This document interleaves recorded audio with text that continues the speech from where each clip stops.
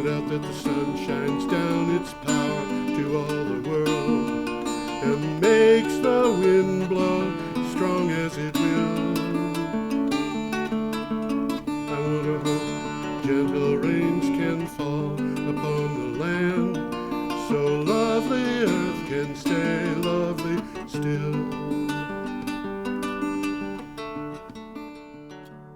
Hello, ladies and gentlemen. Welcome to the 625th edition of Energy Week with George Harvey and Nancy Wolf.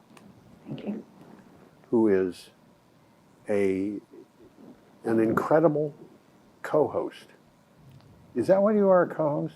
Co-anchor? Co-speaker? Co. Okay. She does a good job. Anyway, this is news aggregation on energy and climate change, and we are covering the week starting a week ago today, which is the 15th of May, and running up until yesterday, the 21st of May. And these articles that we're going to be talking about come from my blog, geoharvey.com. You can find them there. I put up about 15 articles usually per day, sometimes fewer. Almost never more than that.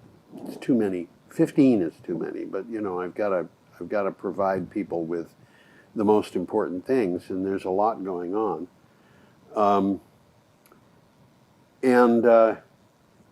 The other thing is that you can go scrolling down usually. Recently I saw a scroll to the right, which kind of surprised me, going to the article that or the website that we're working from, which is in this case called Tiny URL Energy, capital E, Week, capital W, 625.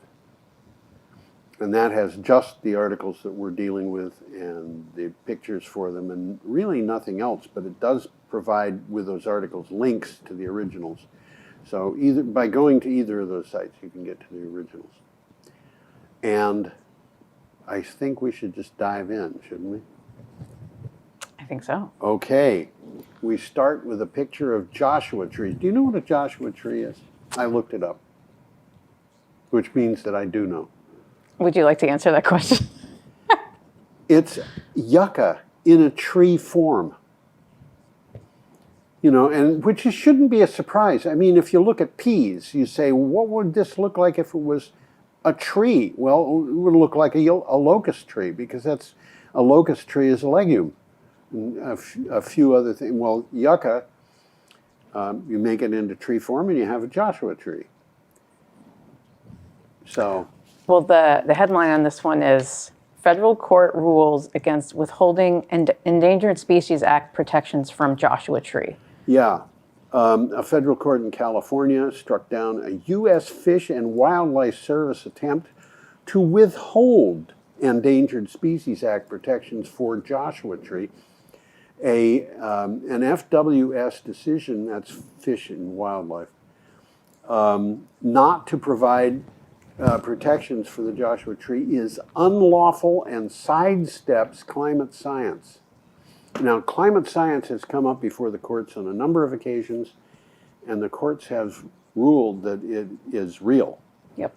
Which shouldn't be a surprise, because you measure it like you measure water in a cup, or, you know, whatever.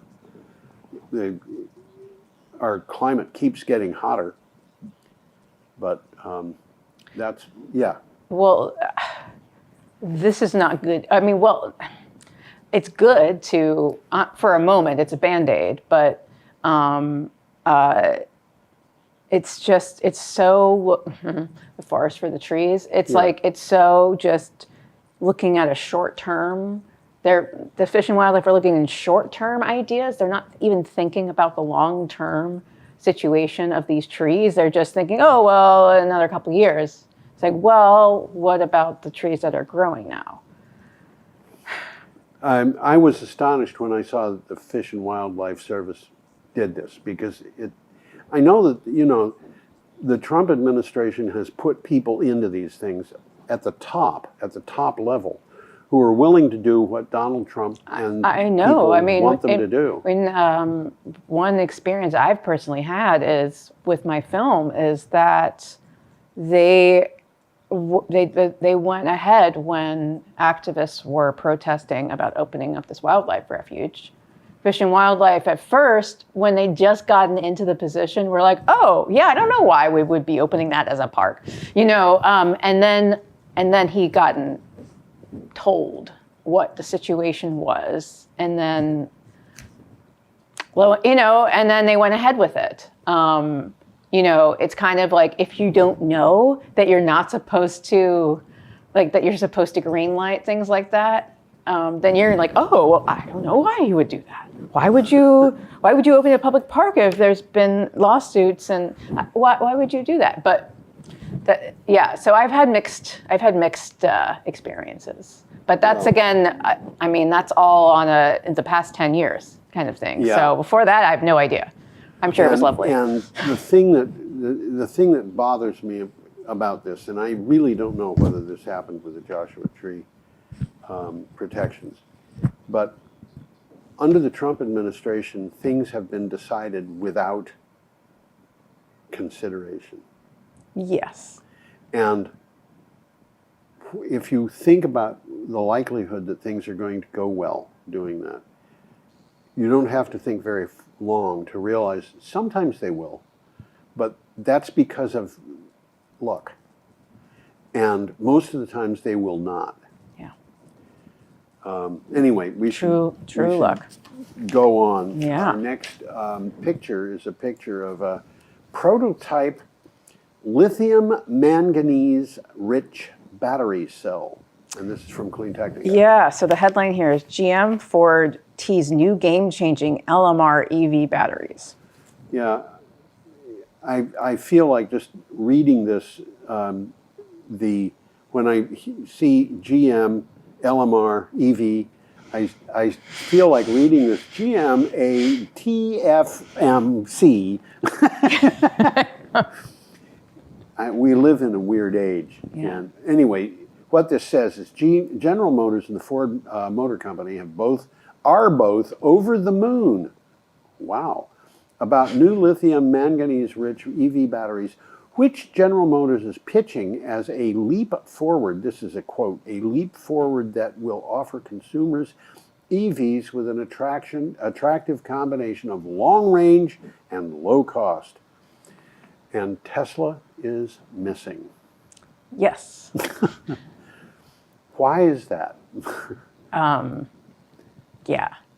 Yeah. So the thing my question here is, what's this? I'm always thinking about, what's the safety issue?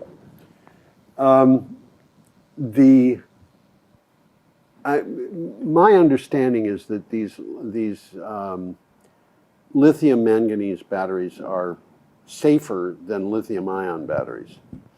One thing I should mention is we have more kinds of batteries out there which are just kind of standing in line waiting to be used. We've got more kinds of batteries than we can shake a stick at. Really, we'd be just going all day, and they are all kinds of things. And were you on the show when I was talking about iron oxide batteries? Batteries that rust to produce electricity, No. and they get unrusted when they're being recharged. These are stationary batteries. They're not going to put them in cars because they're too big. Yeah. But that's a kind of battery, and it's super cheap, and it is they're large, but batteries in general are not large compared to a lot of other things. It's just, they're larger than lithium-ion batteries. Lithium-ion batteries have a problem, and one problem is that they catch fire. Yeah. And when they do, it's hard to put the fire out. And the fire is hot, and it is destructive. But lithium ferrophosphate batteries it's not that they won't burn, it's just that they don't catch very easily, and when they burn, it's not a big problem. Yeah. But Tesla, for example, is still making lithium-ion batteries because they've got a huge battery plant and they don't want to, I'm guessing this, they don't want to convert it to lithium ferrophosphate. But those are just two kinds, and this is lithium manganese rich. And from what I've read, Elon Musk has a patent on these things that goes back about 5 years. So that doesn't mean that Ford and GM have to deal with his patent by paying him or anything like that, because there are many ways to do things. And if you don't patent it, then it's open for somebody else to patent. And you can have your lithium manganese rich battery, and somebody else can have a different lithium manganese rich battery. So we're running way over on that, so I should go on to the next thing. Yeah. This is an interesting piece. This picture is so. If you look, you can see the solar panels on the ground, and then wind turbines. This is renewable energy in China, and the article's from New Scientist.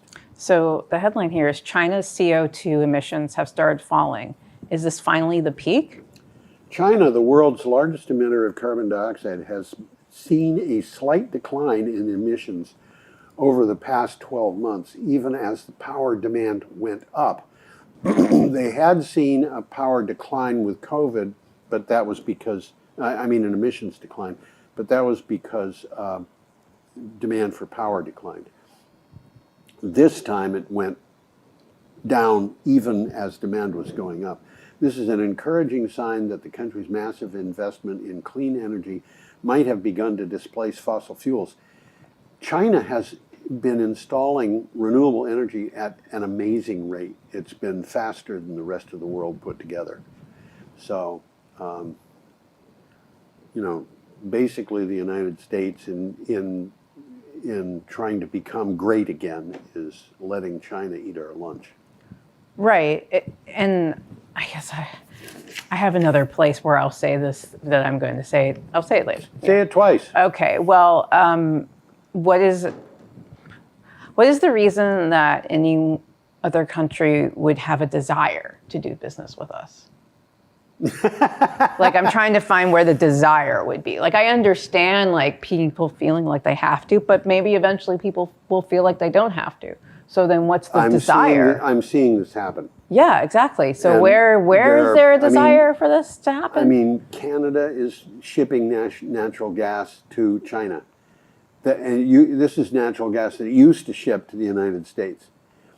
And the same thing is happening with other countries. Now, I'm aware of it primarily in energy, but other countries, and this thing about investing in drill baby drill is astonishing. World oil, according to the U.S. DOE, the Energy Information We have an article if we're going to get to about this. Let's get to it. Let's get to it. Yeah. Let's get into it. Okay, we're up to Friday, May 16th, and we have a picture. This is an offshore oil platform. You can always tell the oil platforms because they have... So this is actually what we were talking about. So the headline here is US EIA forecasts world oil consumption growth to slow amid less economic activity. Yeah, and this is from Clean Technica. The U.S. Energy Information Administration forecasts consumption growth of crude oil and other liquid fuels will slow over the next 2 years. I'm sorry, President Trump, you're not going to revive this industry, according to your own government, driven by a slowdown in economic growth, particularly in Asia. He doesn't have any control over what's going on in Asia. No. In the May short-term energy outlook. And after it starts to slow down, I'm saying that I think it will just slow down faster. So 2 years from now, we're not going to see all of a sudden renewed interest in fossil fuels. No. And drilling for fossil fuels and attempting to sell them. I just don't see it happening. I'm sorry. Anyhow, I'm going to go on to the next one unless you've got something to say. I got more later for similar stories. All right. Here we have a Colorado wind farm. Yeah. So, I have feelings about this one too. U.S. bill will deter renewables. The United Nations draft budget reconciliation bill would deter renewable energy projects, according to analysts. Energy analytics company Wood Mackenzie, we hear a lot about them, has warned that if the bill is passed, solar, wind, and energy storage forecasts could be downgraded, while 95% of announced green hydrogen projects will be put to risk. Now, this is from Renews. If you combine this with the story that we just talked about, it means that the United States, if it's not going to pursue these things, is just going to lose business. That's going to be the sum total effect of the whole thing. It's literally pig-headed. It's just pig-headed. It's just straight up. There is, I don't know how else, it's not even just short-term versus long-term. There's no money in the short term either because it's all selling off. I mean, people are we're in transition. There's not a stop of transition. It's just in transition. This is being done for political reasons that ignore practical results, that ignore consequences. And if you look at everything else that's happening, it's hardly a surprise that this would happen. I mean, they ignore the Supreme Court, so why would they pay attention to money, right? Money. Seemed like that's something they cared about or something they ran on or maybe something like that. It's possible. I don't know. I think actually what they ran on was the fact that Joe Biden was too old. Ah, right. Okay. Trump is not old. Okay. Well, he's older than I am. Yes. And I can tell you, I'm old. But then he's only 2 months older than I am, so is it 3?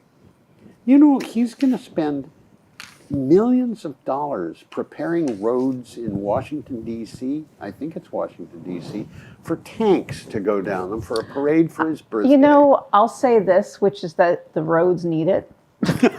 So when I drive around Brattleboro post-snowstorm, I'm reminded of my youth because growing up there, you talk about like not having, like DC doesn't have, like they won't give us a budget to, keep everything, because Congress runs the budget and DC doesn't have a rep. So there's no way for us to control our own budget. And so our streets would always be just potholes everywhere. And so like driving around, it's as if there was a snowstorm just 5 days ago. Yeah. And like there's holes in the road and And I remember when I was working in Washington, which was around the year 2000, the places where I was working were law firms. And the law firms, I swear, if I were a kid, I would have thought lawyers are white men and secretaries are black women. Right, yeah. But that's how DC works. That's how it was working then. There were exceptions in both cases. Of course. But that's pretty much the standard fare for decades. Yeah, and I found that if you want to talk about something that has to do with law, you talk with a lawyer, not a secretary. But if you want to talk about anything else, it's much more interesting to talk to the black woman. Yeah.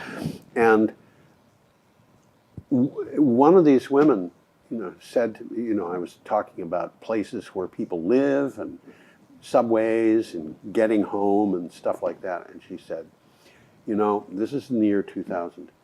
We still have dirt roads in Washington, D.C. There are neighborhoods that have dirt roads. Yeah. I don't know. Anyway, we should keep going. I know. Well, so we are on the next image, and we're about to read this headline because now...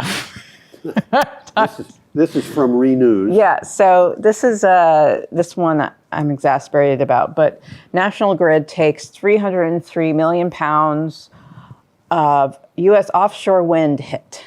National Grid booked an impairment of 303 million pounds, which is $403 million, on its paused 2,800 megawatt community offshore wind project in the New York Bight. Bight is spelled B-I-G-H-T. Look it up. Yeah. It's a joint venture with RWE. The New York Bight, you have New Jersey and you have New York. And that area that is not a harbor, but it's somewhat protected in more than one direction from storms, is a bight. The company cited regulatory uncertainty created in the U.S. since the election of President Donald Trump. This is infuriating. What? This is the article that I say no one is going to desire to do business with us again. Desire. There's not a desire. There's not an interest. It's an avoidance. We've seen John Deere left the United States, basically, and Donald Trump says, we're going to put a huge tariff on your... Why do you suppose John Deere left the United States? This is a hard decision for them. Yeah, probably. That would be. And it's kind of part of their everything is being American. Yeah. Yeah, and they Very Americana. They looked at this and they said, well, we've got the United States to do business in, or we've got the rest of the world to do business in. Do we want to do business in the United States, or do we want to do business in the rest of the world? There's more money in the rest of the world than there is in the United States. Yes. And so they moved to Mexico. Is that right? Wow. And I'm sure that what's that woman's name? She's brilliant. The president of Mexico. Oh, the president of Mexico. Yeah. It's so frustrating to see this happening. I mean, because it's expected. It's also because it's expected. This is what people who know that doesn't work. That bullying doesn't always work. Yes. There are people that know that bullying doesn't always work. Yes. So those people are not Donald surprised. Trump, who is all about, his brand. The reason Mar-a-Lago is not worth $18 million, it's worth $1.5 billion, is because of his brand. That's what he said. He knows about brand. He doesn't know what happens to your brand when you prove yourself to be utterly unreliable. Because he's always been rich, so he hasn't had to encounter that. That being an issue, I guess. Yeah. Yeah. Okay. Now, should I go on? Yeah, let's We've go talked on. enough about the New York Bight, and we've got geological provinces. Oh, yes, we do. So we have geological problems. So this one's from ABC News, and the headline here is, hidden source of clean energy could power Earth for 770,000 years. 170,000 years. Sources of hydrogen could be hiding in the Earth's crust, enough to power the Earth at its current energy needs for 170,000 years. According to a paper published in Nature Reviews Earth and Environment, this is from Nature. Which is this is a really good, it's a good publication. Yeah, it is. It's one of the top ones. The researchers developed ways to assess where to find it, and it's like 30 different countries have got these. There are reasons coming up every once in a while to think, yeah, we might make it through this. And, they're saying, and by the way, I have two notes here. One says, before we get our hopes up, 170,000 years is the maximum number. It might turn out to be a little less. But the other thing is the search strategy that they use to find the hydrogen is an adaptation of the old search strategy that they used to find helium. And helium and hydrogen are very similar in a bunch of respects, except, of course, helium doesn't burn at all and hydrogen burns like mad. But, there it is. Hydrogen has its advantages. It also has its disadvantages. Yeah, it has disadvantages. And I said, when I started the article, I said, haha, hydrogen again, okay. And then I ended with, I'm not sold. Well, the thing is, hydrogen, if you put it in a steel container and you come back to the steel container a number of months later, you might have no hydrogen left in there. Why? Because the atoms, the molecules of hydrogen are so small that they will actually fit between the atoms of iron and whatever else in the steel. So they'll just migrate out the side of the container. And it's hard to contain this stuff. I don't think there is a good solution for containing it. And there are other things. It embrittles steel. You know, you have the Hindenburg disaster because it catches fire really easily. There are a lot of things about hydrogen. It's really good for some things. I'm not sure that it's a really good fuel for us to be using. I think solar power, wind power, batteries, stuff like that might just turn out to be better in the long run, even though this lasts for 170,000 years. I know. This article was quite a journey. Okay, we have a wind farm. We have a wind farm from Vestas and an article from Renews. Yeah. So this headline here is Wind Industry Hit New Record in 2024. New figures show the wind industry delivered a record 127 gigawatts of new capacity globally in 2024, despite economic and policy challenges. The figures from Global Wind Energy Council's annual supply-side data report show that 29 turbine suppliers installed 23,098 wind turbines. That's a lot of stuff. Well, the wind is blowing, whether Trump likes it or not. The wind keeps blowing. It just keeps blowing. Well, sorry. Yeah. You do not have to drill. The wind, it continues to blow. Go atop of a mountain, lots of wind. Lots of wind. Lots of wind. Go down in a valley, and sometimes there's lots of wind. Yeah. I remember getting outside of my car driving through North Dakota, and you get out of your car and it's just... Yes. Well, I remember as a student walking, I studied art at Pratt Institute. Right, yes. After doing mathematics and science in high school. I took Algebra 1, Algebra 2, Geometry, Trigonometry, Calculus, Matrix Algebra, and Probability. Those were the 7 math courses I took in high school. High school. High okay, school. 7 in high school. In high school. It's computing confusingly for me. And I also did 3 science, and I avoided altogether as much as I could art and music. So I left and I went into the 3rd hardest curriculum in the United States to get into, which was a School of Art at Pratt Institute. And I was there for a year before I transferred to Drury University. And what did I major in there? Music, composition. But the walking in Brooklyn, the wind hitting the buildings would get channeled down the streets. Yes. It's just crazy how that works. That's also why I think the snow here is more manageable to me than when I lived there as a pedestrian, because you'd get these wind tunnels, you'd get you just have to deal with it in the most unfortunate way of Yes. walking through Yes. dark snow and Yes. that not being enjoyable and it being dirty. Yes. Okay, we have to go on. Yes. I'm sorry, Yes, we're we must. way behind. This is a picture of a looming storm. Actually, it looks like an active storm, doesn't it? Yeah. And it's from Clean Technica. And what do you have for Technica? We have a headline here that says a perfect storm for energy may be coming to the U.S.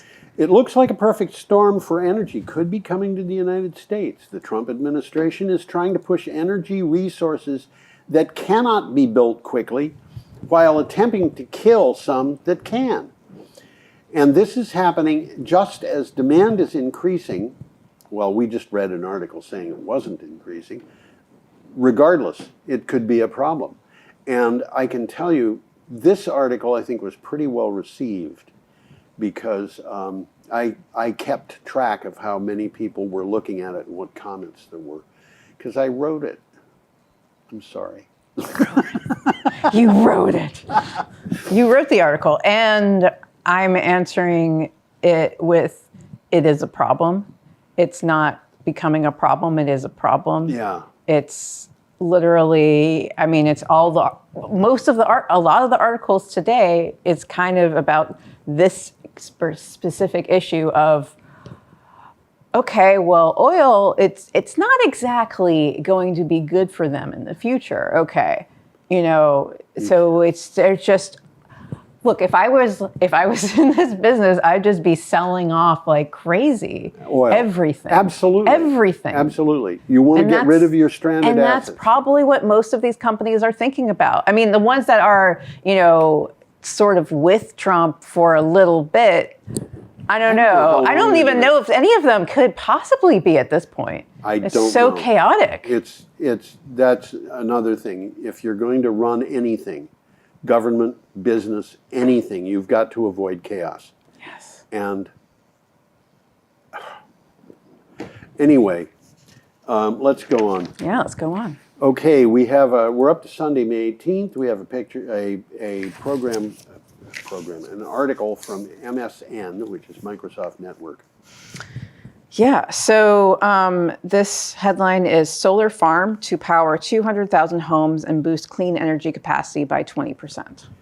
A 1.3 gigawatt solar farm in northern Indiana, of all places, is set to become one of the United States' largest solar power projects following an agreement between Philadelphia-based renewable energy operator Doral Renewables and engineering firm Bechtel, based in Virginia. Bechtel, the same Bechtel that operated Hanford? Yes. Which is known as the most radioactive place in North America? In the United States. Oh, yeah. Although things have happened, like a meltdown at the sodium reactor experiment, which was in fact putting electricity on the grid, but nobody remembers that, and that was in Simi Valley, California. Simi Valley, yeah. It's not as radioactive as. But I know that one too, yeah. But it's unbelievable. So my response to all of that is, I do not know. How do you trust Bechtel after Hanford? I don't know. Who's going to trust the United States 20 years from now? Exactly. You mess up. It's like what is it? That phrase. Anyway, find out and like mess around and find out what happens. Like that's what you fool mess me around. Once, shame on you. Fool me twice, shame on me. And that's the way they're going to get into it. These companies have been fooled by the United States. Yes. And they're going to be, unless they get some serious apologies going. I don't think even apologies. I think that might come though, because we'll cover it. Yeah. Okay. All right. We have a wind farm in Oregon. Yeah, this one was fascinating. From Oregon Public Broadcasting. Yeah, so the headline here is Northwest leaders set renewable energy goals, but they neglected a key element required to achieve them. Oregon and Washington have some of the most ambitious clean energy goals in the country. They have vowed to replace all of the state's electricity with renewable sources. The problem is they lack transmission lines. I'm going to write an article about this too. Yeah, figured you. Yeah, I was wondering if you might, because transmission lines are. I don't think we should be relying on transmission lines. We've got to do things a different way. We should be building microgrids that are locally powered. And if we do that, we won't need transmission lines. But what I found interesting about this article was just how sort of interesting how the folks, or just thinking about, they're talking about the sort of political situation of why these Northwestern states that are politically very liberal do not have projects moving because there's not, well, there's a few different reasons, but one of them is will. Yeah. But you have other states that people view as more conservative, like Texas and Iowa, or whatever. Going gangbusters. Yeah, and I have heard a lot about places like Iowa because they're just like, well, we can make money.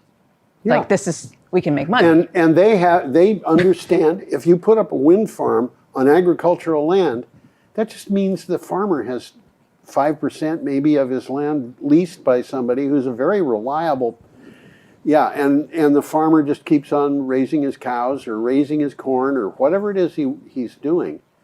And the same thing is true of solar, by the way. Yeah, yep. So, yep. Okay, I'm going to go on. We could talk about that for quite a long time. But I just happen to like that particular picture. Yeah. A little house in Zimbabwe. Oh, all these elephants. Wonderful. Elephants on your front yard. Well, so the headline here is from Clean Technica, and the headline is Record-Breaking Uptake of Starlink in Africa reminds us again of the continent's untapped potential. Yeah, the latest quarterly update by Zimbabwe's Postal and Telecommunications Regulatory Authority shows VSAT subscriptions, including those to low Earth orbit satellite services, jumped 513.79% in Q4 of 2024. Now, this is that amount from the previous year. This is due to costs declining. What would you do if you had a car dealership and you kind of were made you sold 15 cars last year and in a quarter, and that was kind of enough to keep you and the guy who works with you going. But this year you don't sell 15 of them, you sell 75. Would you have a party? Yes. Yes. Okay, we have to go faster. Let's go. We're up to Monday. I liked the elephants, but Yeah, I know. Well, this one's from Renews, and the headline is Ørsted begins construction of Bahrain West 2. Ørsted has started construction of the Bahrain West 2 farm in Lusatia. Where is Lusatia?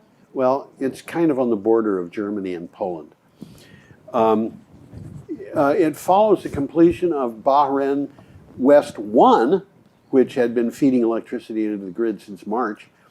The new 61.6 megawatt Bahrain 2 wind farm will consist of 11 5.76 megawatt wind turbines. And this is, it addresses something that the Europeans are doing, which they're putting up small wind farms all over the place. And they're extending them a little bit. And they have community wind farms, by the way. Community will say, we could use a wind farm. Let's do it. Yep. And buy the wind turbines. I remember 5 years ago or 8 years ago, whatever it was, a community somewhere in northern Germany, maybe it was Belgium, decided they wanted their own wind turbine. And they went out and found a used wind turbine. How do you do that? And they bought it and put it in, and now they have their own wind turbine. So that's great. It's, and communities do that kind of thing. We're still behind. I'm going to go ahead. Mm-hmm. This is a floating wind turbine, and this article is from Renews. Yeah, so the headline here is Norway opens tender for Utsira Nord. The Norwegian government has opened a floating offshore wind tender for the Utsira Nord site, and I don't know whether that's pronounced correctly. I apologize to anybody who speaks Norwegian, because I don't.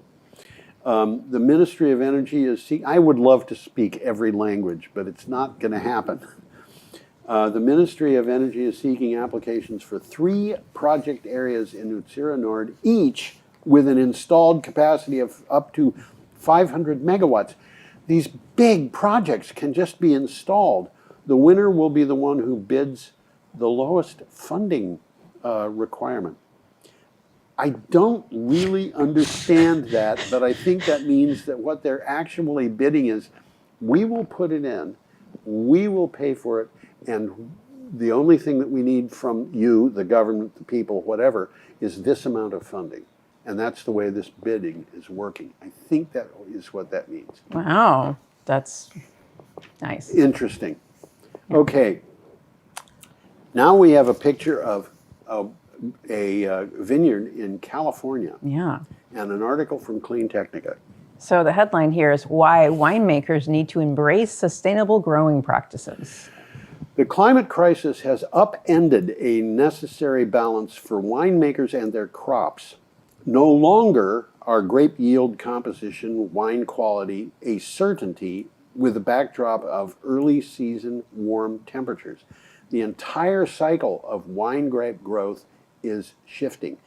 I have a note, which is agriculture is among the, and this is straight out of the article, agriculture is among the most climate sensitive sectors of the economy, and premium wine grape production is among the most climate sensitive of all agricultural crops. I'll also add here that people buy wine, Washington wines, from the wineries by Hanford. Oh, goody. I hadn't thought of that. I've driven past it and learned about it from a researcher.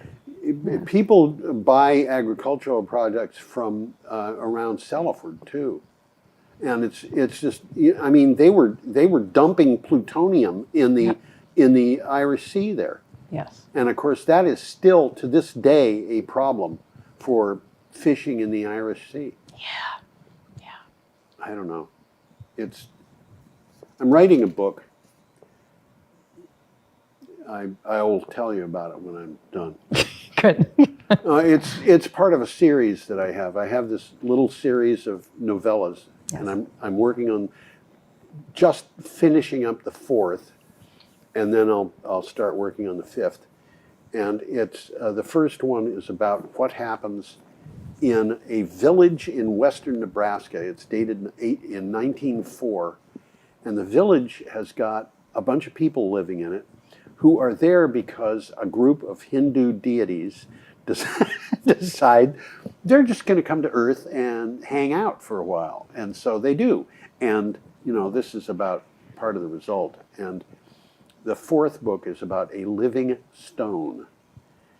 And it's about this meteorite that falls to Earth in 1833 in the Great Leonid meteor shower, which scared the blazes out of half the population of the United States.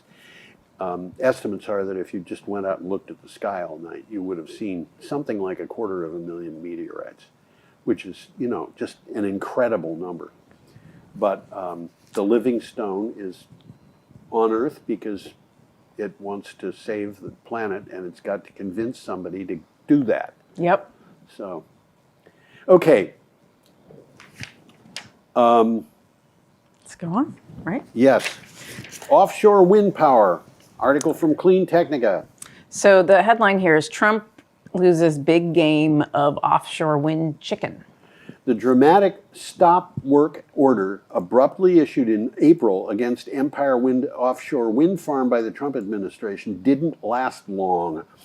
On May 19th, Equinor announced that the order to stop work had been lifted. Exactly how and why will probably remain a mystery. I have a bet on that. Yeah, here you're. Well, this wind farm was actually permitted during the first Trump administration.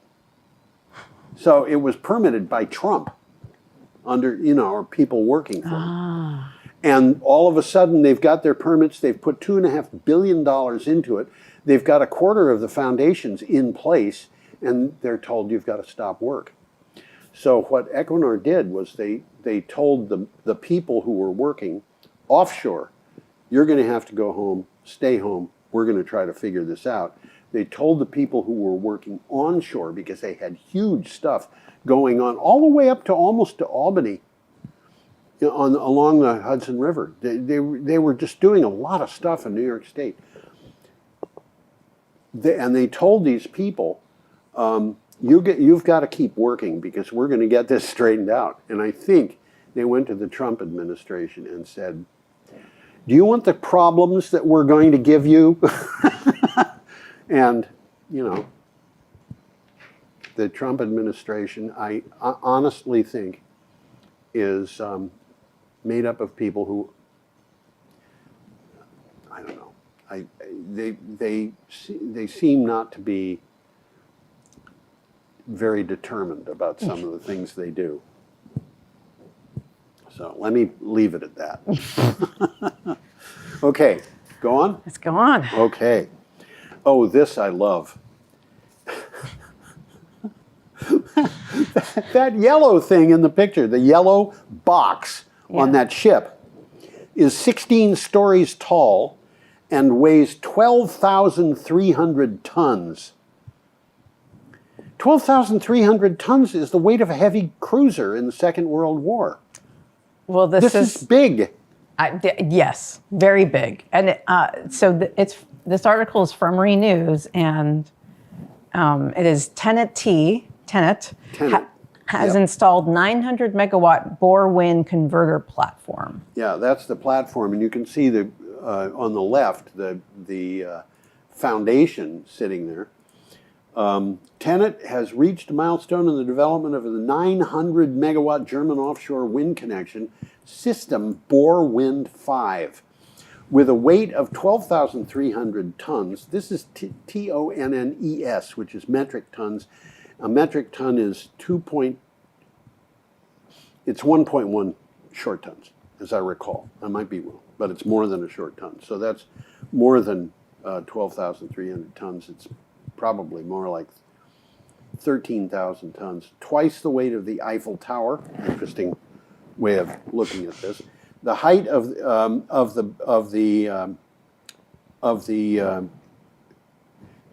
height of the thing being installed, the platform, is 16 stories.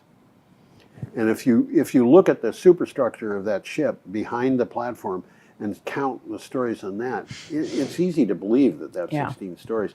The platform is now anchored at sea and almost ready for use.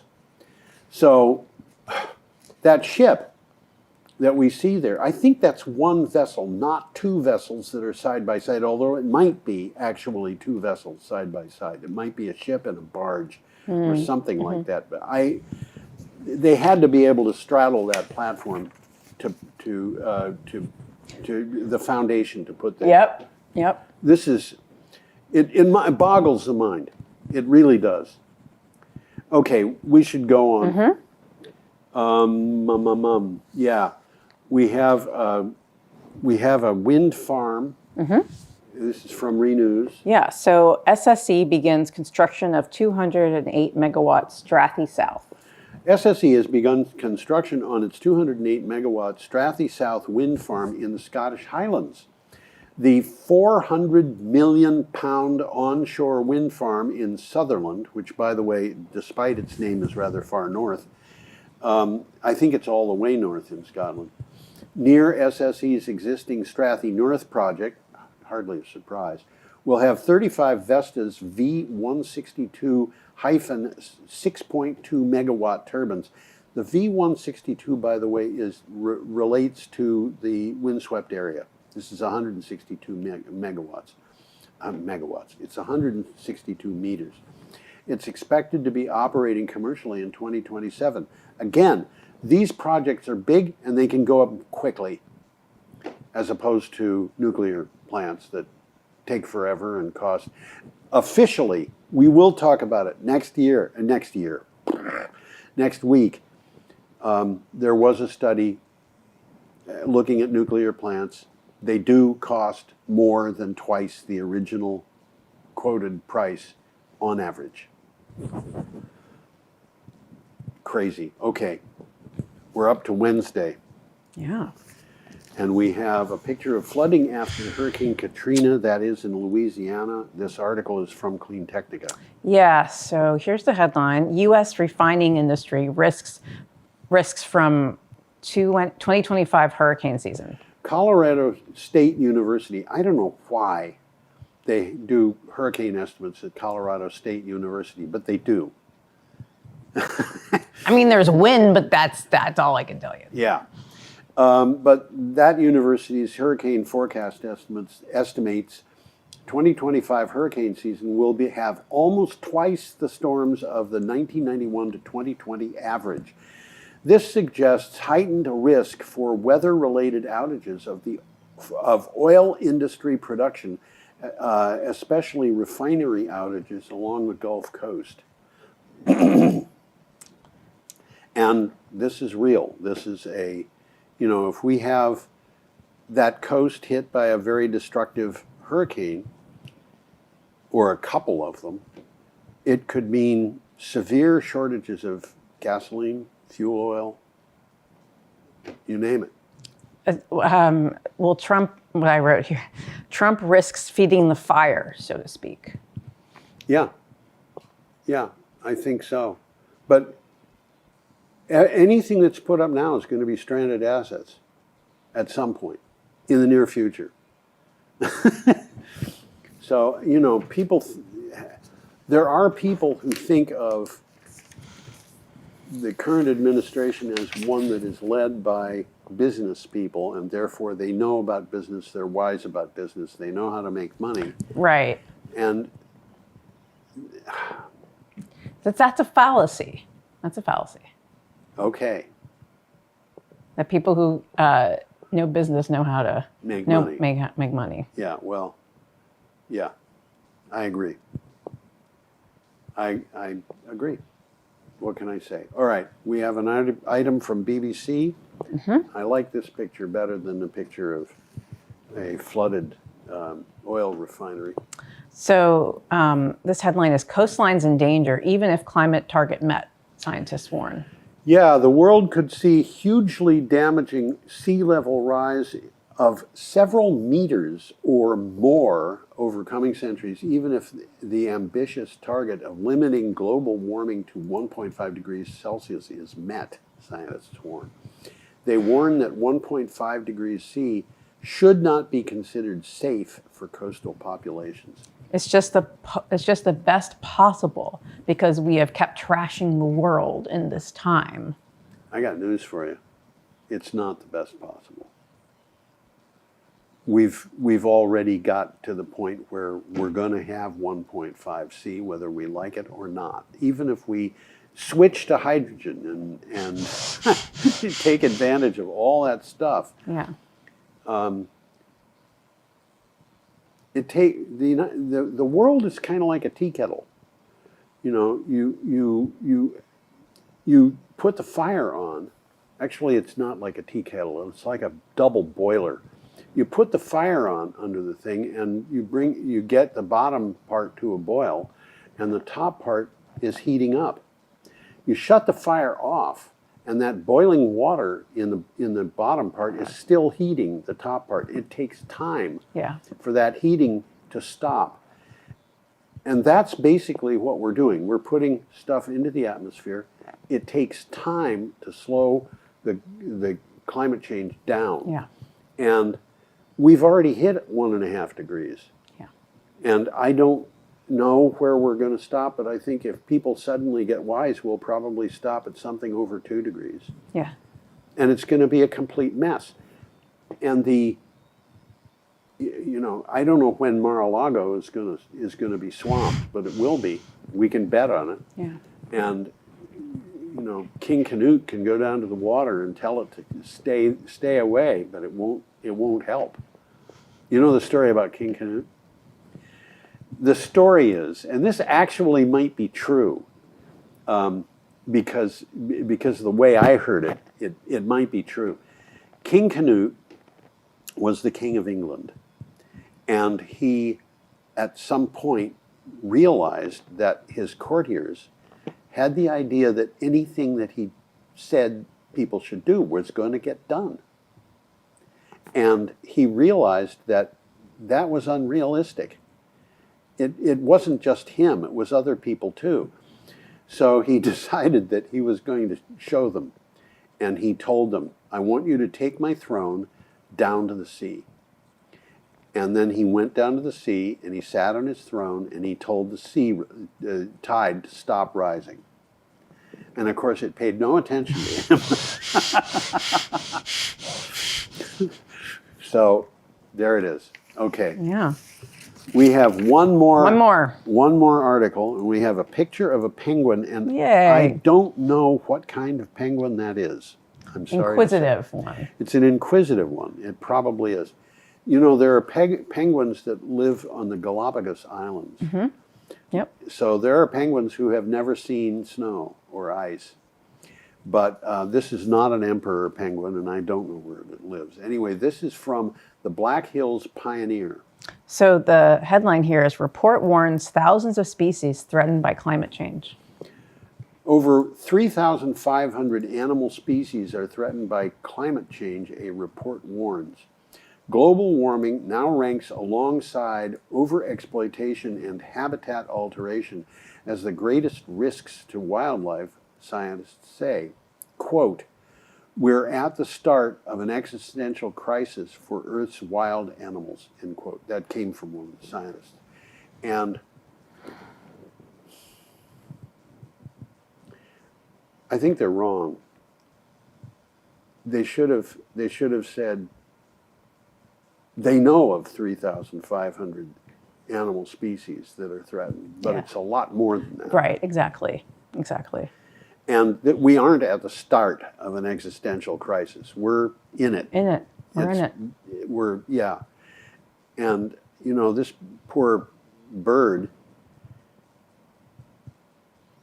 I don't know. I feel bad. The Audubon Society several years ago made a list of American birds that might become extinct. And one of those American birds was the American bald eagle. Another American, let's make America great again, you know. We could maybe help with that by saving the bald eagle. But are the people with that slogan going to do it? Probably not. Maybe not. That's kind of weird. Maybe. But another one was a Baltimore Oriole. And, you know, these are birds that, I don't know. When I was a kid, I lived in a house in Winchester, New Hampshire.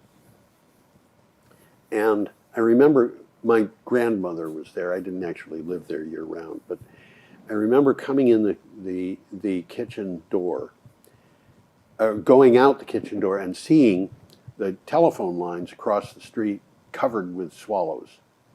I mean, they were perching 5 inches apart over 3 long stretches of telephone lines. When my daughter was a little girl, she came in the same door and said to me, "Poppy, you've got to see all the birds." And I went out, and the first of those lines was empty, and the second was half full, and the third was empty. So the bird population had fallen to a sixth of what it was, doing this very, very scientific count. And before I left Winchester and moved to Brattleboro, I remember looking out there and just saying, there's no birds at all now.